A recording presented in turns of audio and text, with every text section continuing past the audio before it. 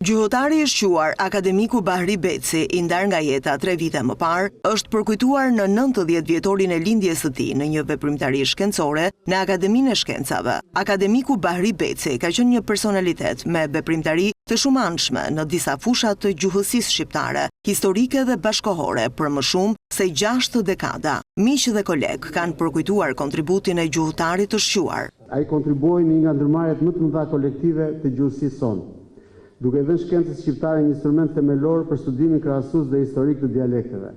Sot në 19 dhjetor, ne përkujtojmë një jetë të pasur me vepra, por nderojmë njëkohësisht edhe një model studiuesi, që kuptoi gjuhën si trashëgimi, si sistem dhe si dëshmi historie njëkohësisht. Profesor Bahri Beci ka dhënë një kontribut për konfirmimin e tezës së formimit të 2 varianteve dialektore të shqipes në antikitetin e vonë ose në mesjetën e hershme para huazimeve slave, gjë që përfaqëson dhe një nga argumentet në të mirë të vjetërsisë dhe shtrirjes së shqiptarëve në hapësirat e tyre të sotme. Vepra shkencore e Bahri Becit karakterizohet nga sinergjia e studiuesit në ekspedita kërkimore dhe njëherësh në një proces të formimit të thelluar, bashkohor dhe perëndimor.